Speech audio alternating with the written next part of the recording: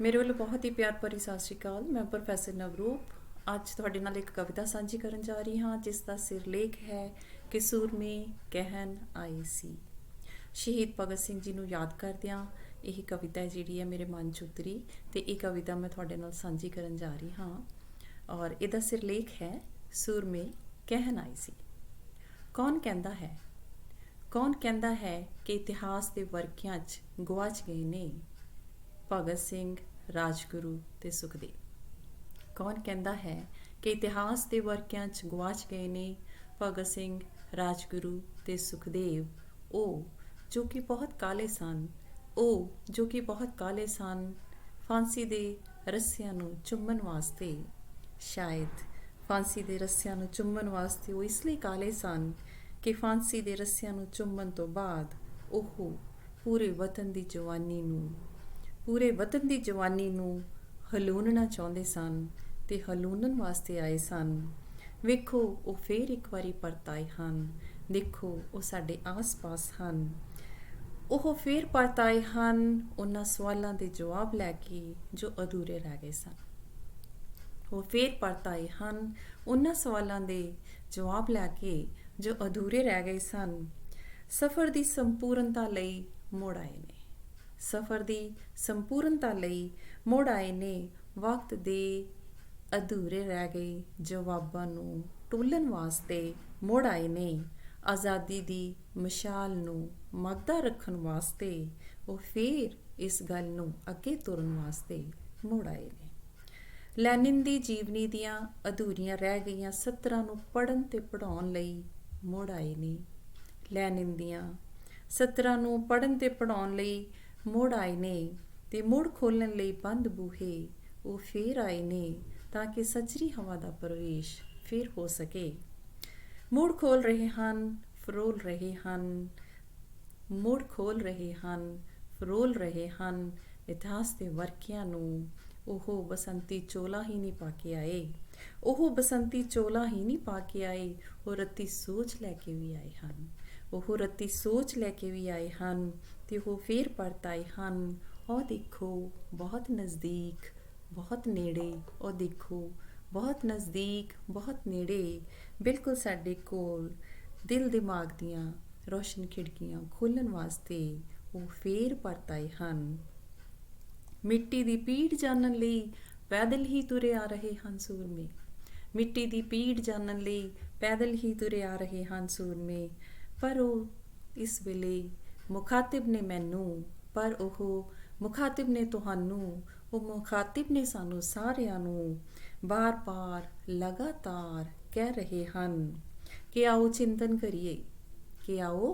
ਚਿੰਤਨ ਕਰੀਏ, ਵਕਤ ਨੂੰ ਪੜ੍ਹੀਏ, ਇਤਿਹਾਸ ਦੇ ਵਰਕੇ ਫਰੋਲੀਏ ਤੇ ਜ਼ਿੰਦਗੀ ਜਿਹੜੀ ਕਿ ਹਰ ਸਵਾਲ ਦਾ ਜਵਾਬ ਮੰਗਦੀ ਹੈ, ਆਓ ਇਹਨਾਂ ਜਵਾਬਾਂ ਨੂੰ ਟੋਲੀਏ। ਕਦਮਾਂ ਦੇ ਨਿਸ਼ਾਨ ਛੱਡਦਿਆਂ ਪੈੜਾਂ ਪਾਉਂਦਿਆਂ ਪਗਡੰਡੀਆਂ ਤੇ ਆਪਾਂ ਸਾਰੇ ਸਾਬਤ ਕਦਮੀ ਤੁਰੀਏ। ਸ਼ਬਦਾਂ ਦੇ ਅਰਥ ਲੱਭੀਏ, ਸੋਚ ਨੂੰ ਸਾਂਝ ਤੇ ਚੜ੍ਹਾਈਏ, ਤਿਖੇਰੀ ਧਾਰ ਤੇ ਤੁਰਦਿਆਂ ਰਹਿੰਦਾ ਸਫ਼ਰ ਮੁਕਾਈਏ। ਅਜੇ ਵੀ ਪਿਆਸੇ ਹੋਠਾਂ ਤੋਂ ਪਿਆਲਾ ਬਹੁਤ ਦੂਰ ਹੈ, ਝੁੱਗੀਆਂ ਵਿੱਚ ਸੂਰਜ ਨਹੀਂ ਚੜ੍ਹਦਾ, ਨਿਰਮੋਹੇ ਬੱਦਲਾਂ ਵਾਂਗ ਪਾਠ ਪੁਸਤਕਾਂ ਸਮੁੰਦਰਾਂ ਤੇ ਵਰਦੀਆਂ ਨੇ। ਕੱਚੇ ਕੋਠਿਆਂ ਦਾ ਰੁਦਨ ਤੇਜ਼ ਹੋ ਗਿਆ ਹੈ, ਚਿੱਟੇ ਮੋਤੀਏ ਵਾਲੀਆਂ ਅੱਖਾਂ ਪਿੰਡ ਉੱਗ ਪਈਆਂ ਨੇ ਖੁੰਬਾਂ ਵਾਂਗ। ਖੇਤਾਂ ਵਿੱਚ ਹੁਣ ਸੁਪਨਿਆਂ ਦੀ ਫਸਲ ਨਹੀਂ, ਕਹਿਰ ਦਾ ਨਦੀਨ ਸਿਰ ਚੁੱਕੀ ਫਿਰ ਰਿਹਾ ਹੈ। ਹੁਣ ਤਿੱਖੀ ਕਰਨੀ ਪਵੇਗੀ ਸਾਨੂੰ ਕਲਮ ਦੀ ਨੋਕ, ਕੱਢਣਾ ਪੈਣਾ ਹੈ ਵਾਧੂ ਘਾਟੂ ਸਮਾਨ। ਹੁਣ ਯੁੱਧ ਸ਼ਸਤਰਾਂ ਨਾਲ ਨਹੀਂ, ਸ਼ਾਸਤਰਾਂ ਨਾਲ ਲੜਨਾ ਪਵੇਗਾ। ਹੁਣ ਸਾਨੂੰ ਸ਼ਾਸਤਰਾਂ ਨਾਲ ਯੁੱਧ ਲੜਨਾ ਪਵੇਗਾ। ਕਲਮ ਨਾਲ ਹੀ ਹੰਕਾਰ ਦੇ ਕੋਟ ਕਿਲੇ ਤਹਿਤੇਗ ਹੁੰਦੇ ਹਨ। ਸਹਿਜ ਤੇ ਸੰਤੋਖ ਨਾਲ ਹੀ ਲੰਮੇ ਯੁੱਧ ਸਰ ਹੁੰਦੇ ਹਨ। ਮਨ ਦਾ ਦੀਵਾ ਚਿੰਤਨ ਦੇ ਤੇਲ ਨਾਲ ਜਾਗਦਾ ਰੱਖਣਾ ਇਸ ਵੇਲੇ ਬੇਹੱਦ ਜ਼ਰੂਰੀ ਹੈ। ਮਨ ਦਾ ਦੀਵਾ ਚਿੰਤਨ ਦੇ ਤੇਲ ਨਾਲ ਜਾਗਦਾ ਰੱਖਣਾ ਇਸ ਵੇਲੇ ਬੇਹੱਦ ਜ਼ਰੂਰੀ ਹੈ। ਚੜ੍ਹਦੇ ਸੂਰਜ ਦਾ ਮੁਖ ਵੇਖਣਾ ਹੈ ਤਾਂ ਪ੍ਰਭਾਤਾਂ ਵੇਲੇ ਜਾਗਣਾ ਪਵੇਗਾ, ਕਿਉਂਕਿ ਪ੍ਰਭਾਤਾਂ ਹੀ ਰਾਤਾਂ ਨੂੰ ਹੂੰਝਦੀਆਂ ਨੇ। ਗੁਲਾਬ ਨੂੰ ਮਹਿਕਦਾ ਰੱਖਣਾ ਹੈ ਤਾਂ ਇਸ ਨੂੰ ਲਗਾਤਾਰ ਪਾਣੀ ਪਾਉਣਾ ਪਵੇਗਾ। ਗੁਲਾਬ ਨੂੰ ਮਹਿਕਦਿਆਂ ਰੱਖਣਾ ਹੈ ਤਾਂ ਇਸ ਨੂੰ ਲਗਾਤਾਰ ਸਿੰਜਣਾ ਪਵੇਗਾ, ਪਾਣੀ ਪਾਉਣਾ ਪਵੇਗਾ। ਸੰਗਤ ਕਰਦਿਆਂ ਦੁੱਖ ਸੁੱਖ ਪੁੱਛਣਾ ਪਵੇਗਾ। ਸਿਰਫ ਹਕੂਮਤਾਂ ਦੇ ਨਾਲ ਹੀ ਨਹੀਂ, ਮਨ ਦੇ ਹਨੇਰ ਨਾਲ, ਸੁਸਤੀ ਚੁਫੇਰ ਨਾਲ ਵੀ ਲੜਨਾ ਪਵੇਗਾ। ਸੂਹੀ ਸਵੇਰ ਦਾ ਸੁਨੇਹਾ ਪੜ੍ਹਨਾ ਹੈ ਜੇ ਤਾਂ ਸਾਬਤ ਕਦਮੀ ਘਰੋਂ ਤੁਰਨਾ ਪਵੇਗਾ।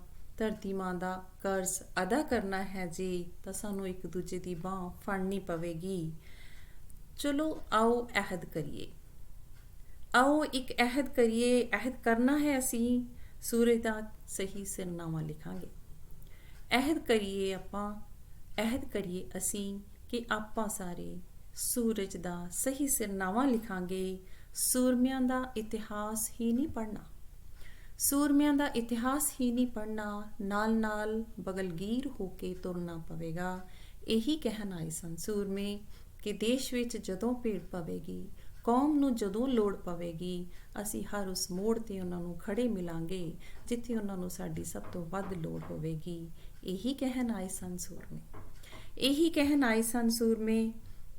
ਸੁਣਨਾ ਜਾਂ ਨਾ ਸੁਣਨਾ, ਉਹਨਾਂ ਦੇ ਦੱਸੇ ਹੋਏ ਤੇ ਅਮਲ ਕਰਨਾ ਜਾਂ ਨਾ ਕਰਨਾ।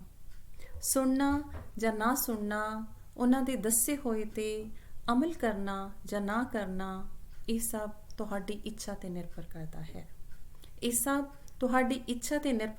ਹੈ। ਸੋ ਤੁਸੀਂ ਫੈਸਲਾ ਕਰਨਾ ਹੈ। ਸੂਰਮੇ ਤਾਂ ਆਪਣਾ ਸੁਨੇਹਾ ਦੇਣ ਆਏ ਸਨ ਤੇ ਇਹੀ ਕਹਿਣ ਆਏ ਸਨ ਸੂਰਮੇ। ਬਹੁਤ ਸ਼ੁਕਰੀਆ, ਬਹੁਤ ਧੰਨਵਾਦ। ਉਮੀਦ ਕਰਦੀ ਹਾਂ ਕਿ ਮੈਂ ਸੂਰਮਿਆਂ ਦਾ ਸੁਨੇਹਾ ਜੋ ਆਪਣੇ ਮਨ 'ਚ ਮਹਿਸੂਸ ਕੀਤਾ ਉਹ ਤੁਹਾਡੇ ਸਾਰਿਆਂ ਤੱਕ ਪਹੁੰਚਾ ਸਕੀ ਹੋਵਾਂਗੀ। ਤੁਹਾਡੇ ਸਾਰਿਆਂ ਨੂੰ ਇੱਕ ਸੁੱਖ ਦਾ ਸੁਨੇਹਾ ਦਿੰਦਿਆਂ ਹੋਇਆਂ ਕਿ ਤੁਸੀਂ ਸਾਰੇ ਆਪਣੇ ਘਰਾਂ 'ਚ ਇਸ ਕੋਵਿਡ-19 ਦੇ ਵਿੱਚ ਰਾਜ਼ੀ ਰਹੋ, ਖੁਸ਼ ਰਹੋ, ਸਿਹਤਮੰਦ ਰਹੋ। ਤੇ ਇਸ ਦੇ ਨਾਲ ਹੀ ਬਹੁਤ ਬਹੁਤ ਸ਼ੁਕਰੀਆ, ਬਹੁਤ ਬਹੁਤ ਧੰਨਵਾਦ। ਫਿਰ ਤੋਂ ਮਿਲਾਂਗੇ ਕਿਸੇ ਹੋਰ ਕਵਿਤਾ ਦੇ ਨਾਲ, ਫਿਰ ਤੋਂ ਕੋਈ ਨਵਾਂ ਸੁੱਖ ਸੁਨੇਹਾ ਲੈ ਕੇ। ਬਹੁਤ ਸ਼ੁਕਰੀਆ ਜੀ, ਬਹੁਤ ਬਹੁਤ ਧੰਨਵਾਦ।